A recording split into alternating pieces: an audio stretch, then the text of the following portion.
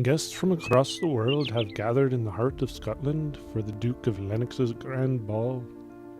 A weekend of glittering splendour and hidden agendas. Beneath the poise, whispers and deals swirl around a fabled sword said to grant royal power. Among the guests, two rival factions converge, with the coveted sword at their centre, the crown up for grabs, and subtlety their weakest skill. Welcome to the most charming political meltdown of the season. If the crown needs someone with lineage and posture, well, I'm an excellent candidate.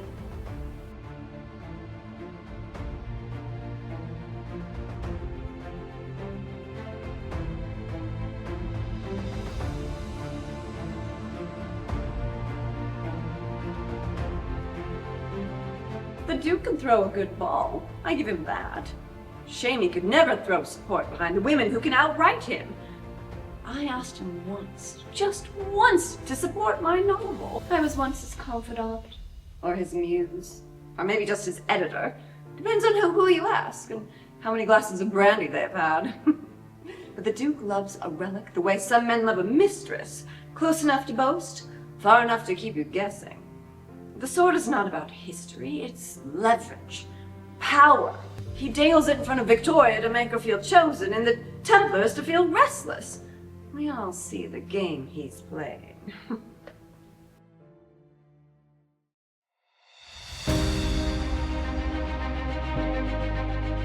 Victoria hired me to find the sword of Attila, ancient relic, supposedly cursed. The Knights Templar are dramatic like that. She showed me this scroll from the Duke that she says names the destined heir. If you know fluent Latin and squint a bit. It was behind a false panel in the archival wing.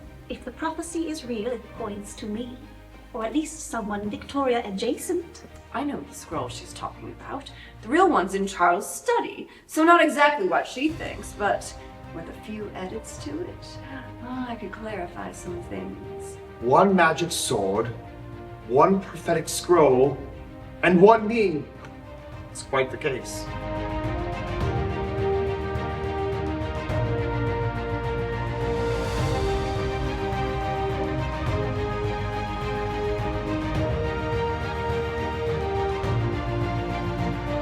If we don't stop this, she'll declare herself queen by brunch.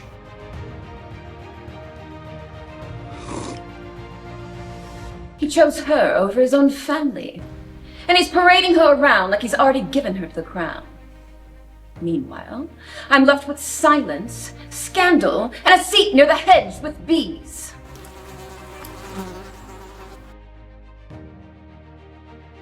Yes, that fool. He's my brother.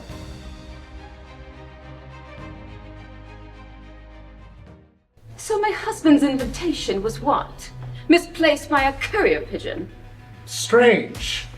Although our ballroom was never built for your kind of theatrics.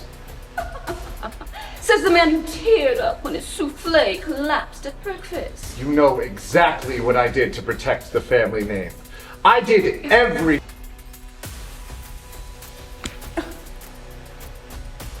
Oh, he's so charming when he's cornered. Tragic, manipulative, and mildly intoxicating. Like opera or arsenic, whichever one you prefer.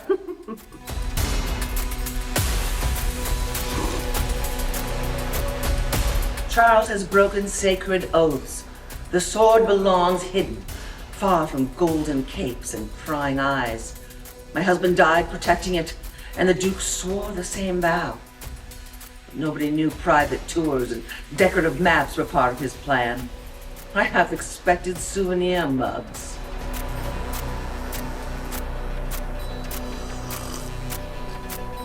You give people a sword, they build a monarchy.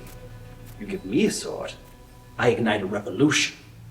Because when the people rise, the barricades blaze, and the air tastes of rebellion.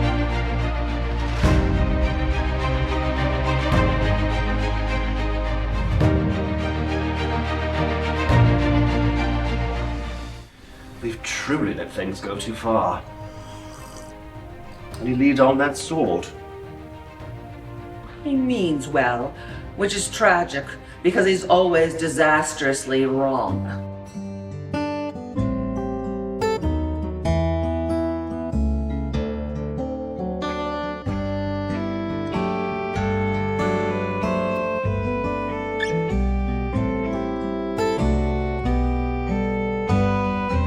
I give it a week before she puts a throne in the conservatory, velvet ropes and all. I mean, sure, let her rule. I'll be in the hedge maze, rallying the gardeners first. We rise at dusk!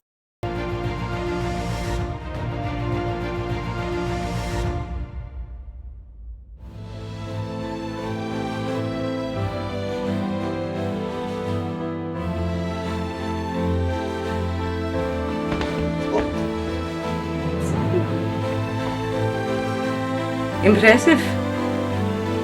She's existed longer than anyone reasonably should. And she always knows more than she ought to. My dear friends, how lucky we are. A room full of the finest mix of allies, adversaries, and undecided. But we're not just here to admire the roses. We're here to engage, exchange, perhaps rival a little, over lawn games and brandy. So, to old friends, new ideas, and the secrets that this garden may overhear.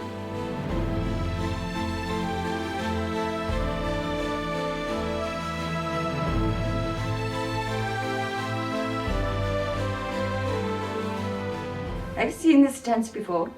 Power, prophecy, and poorly dressed monarchs. Once in 1347, again in 1683, and briefly last June in this garden courtyard in Wiltshire.